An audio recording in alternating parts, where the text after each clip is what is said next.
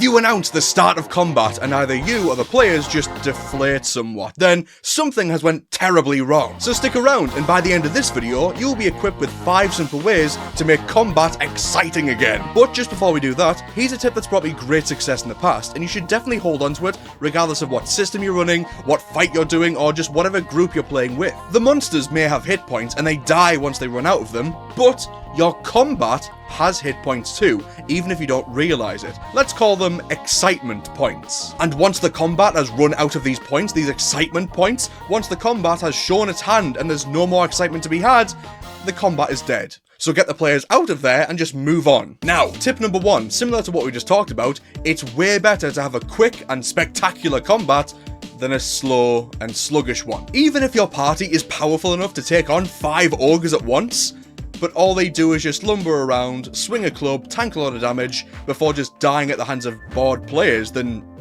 was it worth it? You might sit and work out how to make a balanced combat encounter for your system of choice, but balance doesn't mean anything if no one's having fun. Your players aren't going to sit around going, we're bored as shit, but that was balanced, I guess. If you want explosive, fast-paced excitement, then make combats quick and explosive. Have it so that the enemy wizard can cause some crazy hazard on the battlefield while their minions charge in, only for the players to be able to carve through their minions like butter and slay the wizard with one of their powerful attacks or spells, and then feel awesome afterwards. Even if that whole encounter only lasts for 1 or 2 rounds, it was exciting and had an exciting conclusion, rather than an exciting start and an ending that puts you to sleep. Tip number 2.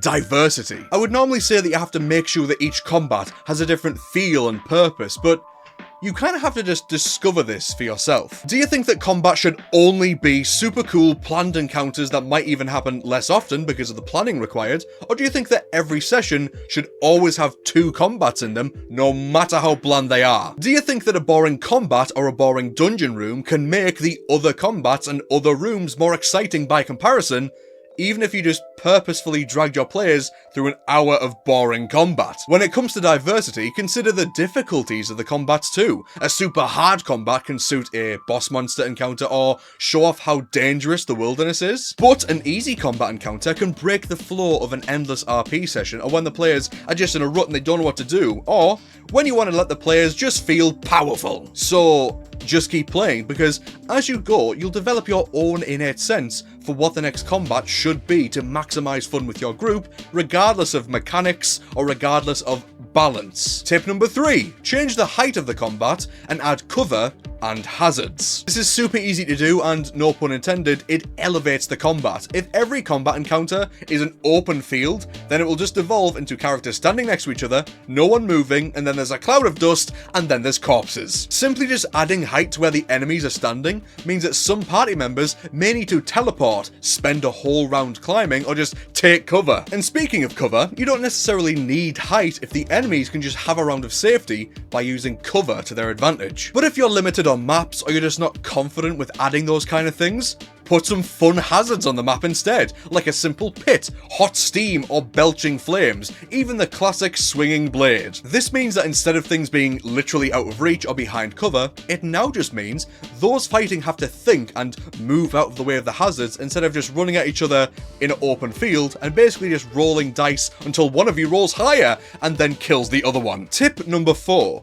treat the monsters like puzzles. This is super fun, adds another layer to combat, and allows you to tinker with the game and the design a bit. Instead of the monsters just doing the standard stuff every turn, let them do something powerful and exciting until you find their weakness. For example, maybe there's a goblin on some kind of armored turret that slings ropes of hot oil and fire. It's super bad for you in the party, but you also notice he can't use it unless one of his little goblin buddies runs out from cover, grabs some oil, runs back in order to reload the turret. So, instead of just dealing with a constant barrage of flame, if you manage to hold your action until the loader goblin runs out from cover to try and get some more oil, you can shoot and kill him before he can run back, and then suddenly the goblin is on his own, and he has to spend a whole round of combat just getting some more oil, reloading his turret, giving you a chance to run in and overwhelm him. Super simple stuff like that can be really interesting for the players to figure out and overcome. Have the enemy be super powerful until you find its Achilles heel. You come across a nearly invincible golem, but all you need to do is shoot the floor beneath them, they'll fall through, problem solved. Shoot pipes filled with water to douse the Lord of Flame, or use specific damage types to break the wizard's magical shield before attacking them directly. Another way that you can do this is just implement a goal into the fight. Like, you don't have to just fight these cultists to the death if you ruin their ritual and remove their only reason to fight you. And tip number 5, make combat matter and have a lasting effect. In D&D specifically, this can be super hard to implement. Like, you have a fight, you win, and then a long rest basically removes the impact of the entire fight on your adventuring day and the in real life hour of session. And yes, there are things that you can implement to get around this problem, but at that point you're going to sound like an a-hole as you constantly try to solve broken mechanics that the players want to use. This is much more doable in games where combat may cost you an expendable resource that you can't get back easily. If you want combats that are simple, easy, random encounter-like stuff so you can see more of the monster manual and make players feel strong and your players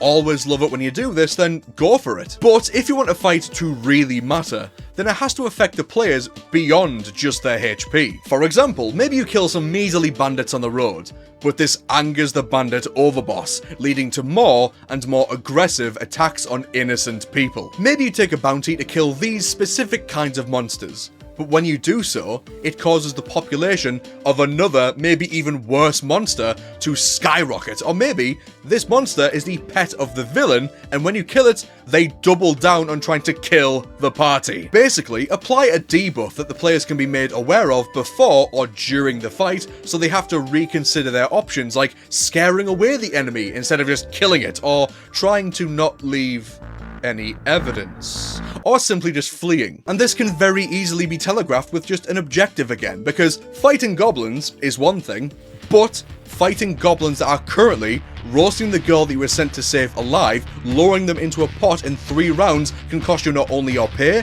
but the affinity with NPCs and the life of an innocent girl if you fail. The next time that you sit down to make a combat encounter, consider these 5 things to make it more than just a simple time waster at the table.